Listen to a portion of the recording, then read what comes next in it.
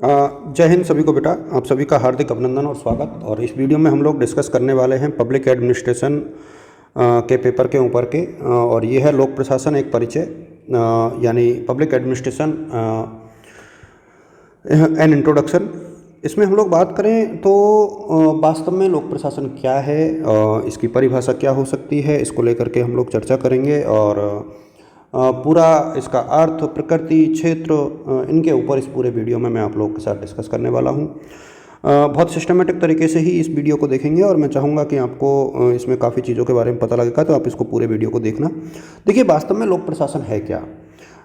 ज़रूरी नहीं कि स्लाइड में आपको सारी चीज़ें मिलें, कई चीज़ें आप लोग खुद अपनी बुक के माध्यम से भी देखिए। पब्लिक और प्लस एडमिनिस्ट्रेशन, ये दो शब्दों से मिलकर के ये लोक प्रशासन बना होता है, जहाँ लोक और सरकारी दो चीज़ें हैं। पब्लिक का मतलब लोक, और पब्लिक का अर्थ बिल्कुल सीधा सीधा सरकारी से है। और एडमिनिस्ट्रेशन का जो मतलब है वो है कार्य करवाना, या टू एक प्रकार से सर्व। तो कार्य करवाना या देखभाल करना, कार्य करना या देखभाल करना, ये इसका बेसिकली अंतर है। तो एक ऐसा शासन जो काम करवाता है, लोगों की देखभाल करता है, वो लोक प्रशासन है। परिभाषाओं की हम लोग बात करें तो आप लोग कुछ एक परिभाषा याद कर लेना। जैसे एल.डी. वाइट की परिभाषा आप लोग याद कर सकते हो, मैंने यहाँ पर लिखा नहीं है उसको। कई डेफिनेशंस को मैं डेफिनेशन में लिखने के उसमें नहीं था, मुझे ये था कि मैं सिर्फ आप लोग को समझा दूँ। डेफिनेशन आप अपने मन से देखें। लोक प्रशासन में वे सभी कार्य आते हैं जिनका उद्देश्य सार्वजनिक नीतियों को लागू करना होता है। यानी लोक प्रशासन के अंतर्गत वो सभी कार्य आते हैं जिनका उद्देश्य सार्वजनिक नीतियों को लागू करना होता है। तो ये एल.डी. वाइट ने बोला था। इसके अलावा वुड्रो विल्सन की हम लोग बात करें तो वुड्रो विल्सन जो है फादर ऑफ पब्लिक एडमिनिस्ट्रेशन है। वुड्रो विल्सन जो है लोक प्रशासन के जनक है। तो इसको भी थोड़ा सा आप लोगों को याद करना है कि वुड्रो विल्सन ने क्या कहा था। आप एल.डी. वाइट की याद कर सकते हो, पिफनर की याद कर सकते हो। तो कई विचारक हैं। लोक प्रशासन की जो परिभाषा है उसका सार क्या निकलेगा। समग्र रूप से ये कि सार्वजनिक नीतियों को क्रियान्वयन करने वाली विषय, सरकारी संगठनों में कार्यों को समन्वय बैठाने वाली विषय, नागरिक सेवाओं का प्रबंधन करने वाली जो विषय है, या लोक कल्याण के लिए संसाधनों का उपयोग करने वाली जो विषय है, वो पब्लिक एडमिनिस्ट्रेशन है। यानी ये इन परिभाषाओं का एक प्रकार से कहे तो सार है। तो लोक प्रशासन की परिभाषाओं को आप इस प्रकार से एक प्रकार से सेट कर सकते हो।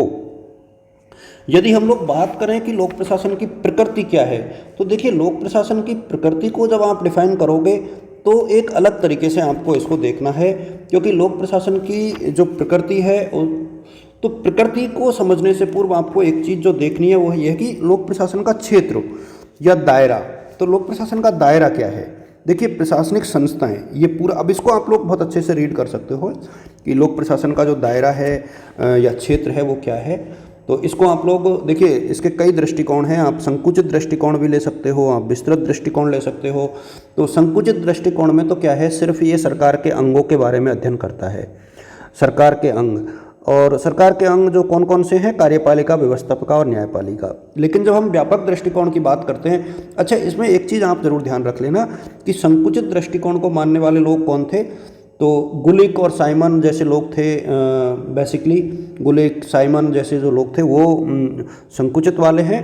और इसके अलावा जो नीग्रो है, वाइट है, मार्क्स है, बिलोवी है, वो व्यापक दृष्टिकोण वाले हैं। और इस प्रकार से व्यापक दृष्टिकोण में हम लोग बात करें तो व्यापक दृष्टिकोण में पूरी प्रशासनिक संरचनाओं के बारे में हम लोग अध्ययन करते हैं, जिसमें मंत्रालय हो गए, राज्य प्रशासन, स्थानीय निकाय, फिर नीति निर्माण का कार्य करने का से संबंधित जो एक्टिविटीज़ है उनके बारे में अध्ययन करते हैं। संसाधनों के प्रबंधन के लिए वित्तीय प्रबंधन, मानव संसाधन विकास, इनकी बात करते हैं। सार्वजनिक सेवाओं के वितरण के लिए सिटीजन सेंट्रिक प्रशासन हो, सामाजिक कल्याण के कार्यक्रम, बुनियादी सेवाएं और शिकायत निवारण तंत्र, ये सारी चीज़ें जो है इसका एक हिस्सा होती हैं। ये आप लोग ध्यान रखना। देखिए, लोक प्रशासन अपने आप में एक ऐसा विषय है जो बहुत महत्वपूर्ण तरीके से आप लोगों के साथ जुड़ा हुआ है और मायने रखता है। लोक प्रशासन के महत्व की यदि हम लोग बात करें, इंपॉर्टेंस ऑफ पब्लिक एडमिनिस्ट्रेशन, अच्छा, ये भी काफ़ी इंपॉर्टेंट है। तो लोक प्रशासन का अर्थ, प्रकृति और क्षेत्र, ये बहुत महत्वपूर्ण चीज़ है।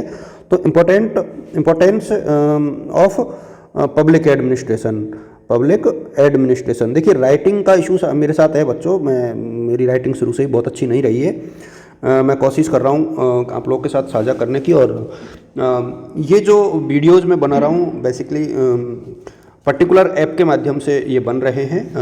ऐप का मतलब एक्स रिकॉर्डर के माध्यम से रिकॉर्ड किए जा रहे हैं, और टैबलेट से लिखते हैं तो कहीं ना कहीं वहाँ पर उस उतने तरीके से नहीं लिख पाते जिस तरीके से लिखना चाहिए। देखिए, महत्व किसमें है? सामाजिक न्याय और समानता की बात करता है, आर्थिक विकास में योगदान है, नागरिक आवश्यकताओं की पूर्ति करता है, शासन सरकार के बारे में जानकारी मिलती है, सरकार का अध्ययन होता है, बेसिकली सरकारी कार्यों का अध्ययन होता है, ठीक है। और पारदर्शिता और जवाबदेही को ये सुनिश्चित करने वाला विषय है बेसिकली देखा जाए तो इसलिए इसको बहुत अच्छे से आप लोगों को रीड करना चाहिए, क्योंकि ये बहुत महत्वपूर्ण है। और इसको जब आप डिटेल से पढ़ोगे तो यहाँ पर आपको लोक प्रशासन के बारे में बहुत सारी चीज़ें और भी पता लगेंगी, क्योंकि इससे देखिए उत्तरदायित्व की भावना आती है, जवाबदेहिता की आती है, पारदर्शिता की बात की जाती है, कार्य कुशलता बढ़ती है ना, जनसंपर्क बढ़ता है, राष्ट्र का निर्माण होता है। तो बहुत सारे पॉइंट्स बहुत हैं, आप लोग अपनी बुक में से भी देख लेना, लेकिन इसको समझते हुए आपको आगे बढ़ना है कि वास्तव में ये है क्या। और इसके बाद ये चुनौतियों को के मैं आगे बढ़ूँ इससे पहले मैं एक छोटी सी चीज़ आपके साथ साझा कर दूँ। जो पब्लिक एडमिनिस्ट्रेशन का नेचर है, नेचर ऑफ पब्लिक एडमिनिस्ट्रेशन, इसके ऊपर भी सवाल आता है एग्ज़ाम में, तो इसको आप लोग किस तरीके से देखते हो? तो नेचर ऑफ पब्लिक एडमिनिस्ट्रेशन, इसको मैं अलग से समझा देता हूँ। नेचर ऑफ पब्लिक एडमिनिस्ट्रेशन यानी लोग एक प्रकार से जो है क्या प्रकृति है। अच्छा, प्रकृति को आप दो भागों में बांट सकते हो, एक तो विषय के रूप में और एक प्रक्रिया के रूप में। तो जब प्रकृति की बात करोगे तो विषय के रूप में इसे कैसे देखोगे? और तो दो भागों में आपने इसको बांट दिया, एक तो विषय के रूप में और एक प्रक्रिया के रूप में। इस तरीके से आप इसको देखिए, प्रक्रिया के रूप में यानी एज ए प्रोसेस और एज ए डिसिप्लिन।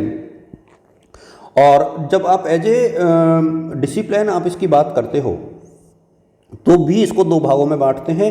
एक तो ये कि क्या ये इंटीग्रेटेड है, इसको भी नोट करके चलें आप लोग कि क्या ये प्रबंधकीय है या एकीकृत है, प्रबंधकीय या एकीकृत।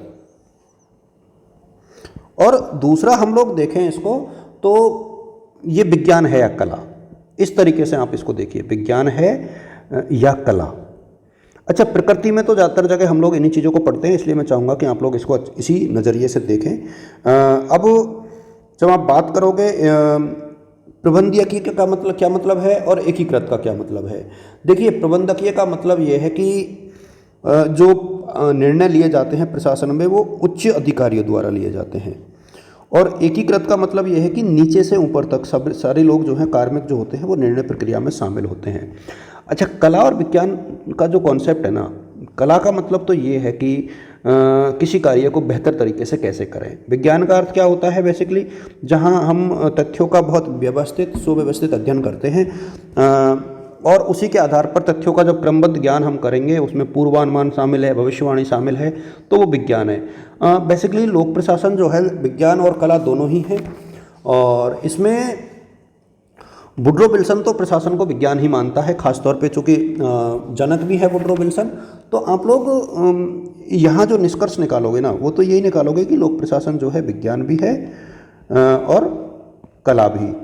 तो इस तरीके से आप इस पूरे चैप्टर को जब पढ़ोगे तो बहुत अच्छा आपको लगेगा, काफ़ी डिटेल से। अच्छा, निष्कर्ष में भी आप लिख सकते हो कि लोकतंत्र का आधार जो है पब्लिक एड है, राष्ट्रीय विकास का माध्यम है, निरंतर सुधार की आवश्यकता होती है और चुनौतियों से निपटने के लिए जो इनोवेशंस है वो होते हैं। तो लोक प्रशासन लोकतंत्र का आधार स्तंभ है, नागरिक कल्याण और राष्ट्रीय विकास का महत्वपूर्ण माध्यम है। आप इसको अच्छे से देखिएगा। और कई चीज़ें मैंने हालांकि नहीं बताई, लोक प्रशासन में नवाचार कैसे आया है, ई गवर्नेंस है, डेटा संचालित प्रक्रिया है, जनभागीदारी है, इनको मैं आगे पढ़ूंगा। चुनौतियाँ कौन कौन सी हैं, तो ये भ्रष्टाचार से निपटना है, डिजिटल शासन की आवश्यकता, ये चीज़ें अलग हैं। एग्जाम में आपको वही लिखना है जो पूछा जाए, क्योंकि ये बड़ी स्लाइड है और बड़ा मैटर है, बट इतने की आवश्यकता शायद एग्जाम में नहीं पड़े। जैसे माना कि अर्थ और परिभाषा पूछा है, तो अर्थ और परिभाषा के साथ उसका नेचर एंड इम्पोर्टेंस आप लोग लिख दो, बाकी चीज़ों को रहने दो। तो एग्जाम में जितना पूछा जाए आपको उतना ही लिखना है। आप सभी को शुभकामनाएं, ऑल द बेस्ट और गुड लक। Thank you.